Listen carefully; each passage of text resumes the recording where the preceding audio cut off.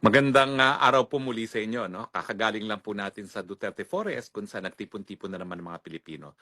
Pero nakatanggap po ako ng latest order ngayon galing sa Pretrial Chamber 1 at ito po ay isang desisyon, order ng Pretrial Chamber tungkol dun sa sinumpite ng mga abogado ni Tatay Digong para mag-inhibit yung dalawang huwes sa Pretrial Chamber 1 na nauna nang nagdesisyon na dapat ituloy ang preliminary investigation sa kaso ni Tatay Digong. No?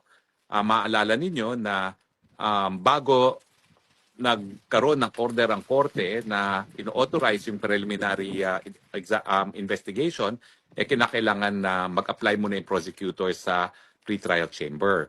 At matapos mag-apply ang prosecutor sa pretrial chamber to conduct a preliminary examination, inimbita ang Pilipinas na magsumite ng kanyang mga comments at ang Pilipinas nga ay tumutol pero ang pagbase ng tutol nila ay yung complementarity principle na bukas ang mga hukuman natin at halos wala namang sinabi tungkol dun sa jurisdiction. Yung jurisdiction na sinasabi natin ay ito po yung nagsimula ang preliminary investigation matapos ang 2 taon, matapos tayo mag-deposit ng instrument of withdrawal at sabi dun sa kaso ng Burundi, dapat kung magtutuloy ang preliminary investigation, ito'y dapat na mangyari sa loob ng 1 taon lamang matapos na mag-deposit ng instrument of withdrawal.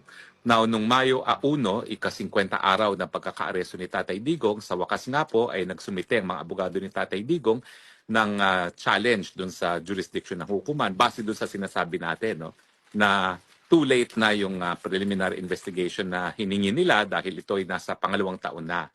At matapos sila magsampa nga ng jurisdictional challenge na parang motion to dismiss sa ating sistema ng batas, ay humingi rin sila ng inhibition dun sa issue ng jurisdiction dun sa 2 West na babae na sumapi dun sa naunang desisyon na patuloyin ang preliminary investigation. Kasi nga po, since sila ay nagdesisyon na hindi dapat itigil ang preliminary investigation na dahil meron pang jurisdiction ng hukuman, natural ang magiging desisyon ng 2 babaeng huwes na yan ay baka isustain na yung nauna nilang desisyon na walang jurisdiction ng korte.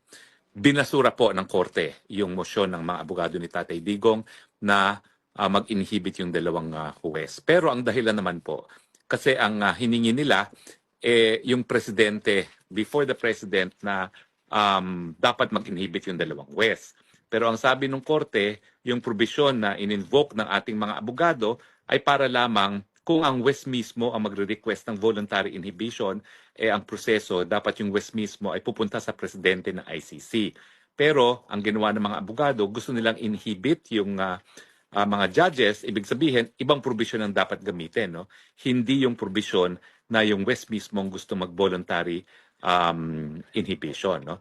Ibig sabihin, kapag ang judge mismo ay gusto mag-voluntary inhibition, kinakailangan magbigay alam siya at ipagbigay alam sa presidente at humingi ng go signal sa presidente ng hukuman, parang chief justice ng hukuman.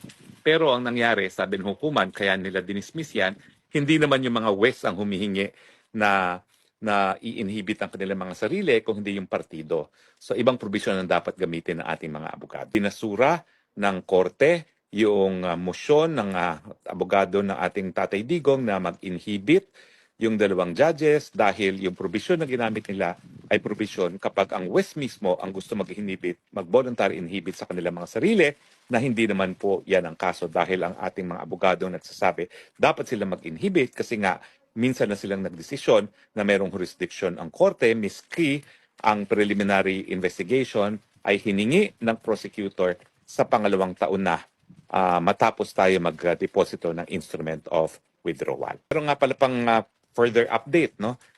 Nagsumiti na ng 2nd batch of disclosure of evidence ang prosecution. No? Hindi ko pa po nakikita kung ano yung mga bagong ebidensyang dinisclose nila sa prosecution, pero yung pag-disclose po ng ebidensya, gaya ng aking nasabi dati, no, ito po yung kakaiba sa ICC.